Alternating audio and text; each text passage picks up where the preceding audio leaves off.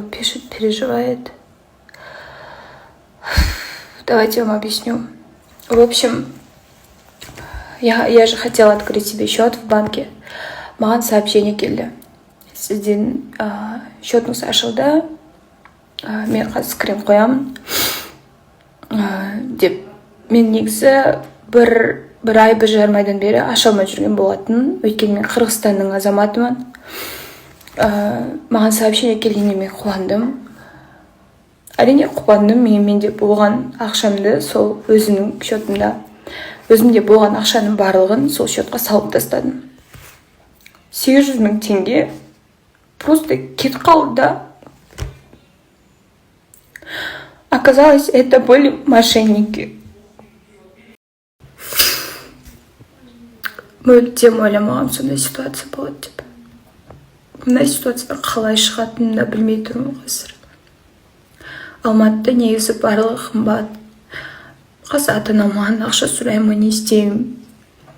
Барлық менің тапқан ақшаларым 800 000 просто жоқ болып кетті да. Мына ситуациядан қалай шығатынын түсініп тұрған жоқпын. Вообще не могу даже, честно, ребята. У меня даже уже слез не осталось. Просто тупо я в тупике, я запуталась, даже не знаю, да сейчас что делать.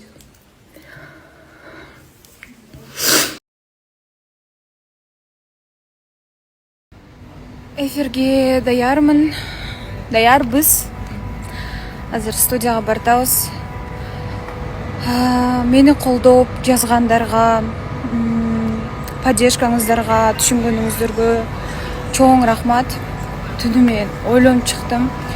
800 000 теңге деген ал просто кичинекей эле сумма эмес да, мен үчүн ал чоң эле акча. В общем, ушундай ситуацияга кабылгандар аябай көп экен. Жазгандар аябай көп. Менде да ушундай болгон деп, бирок заявление жаздым бүгүн эртең менен, бирок эч кандай жардамын бербейт деп айтышты да.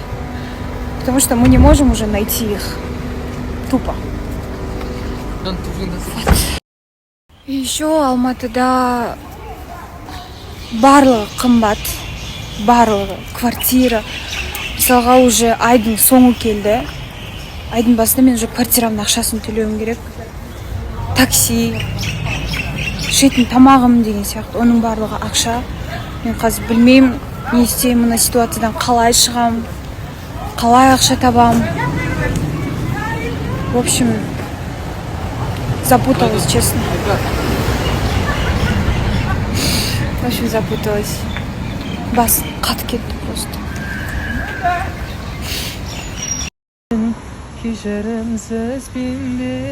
Мына тоның ар жағы Қырғызстан. Қырғызстан бі?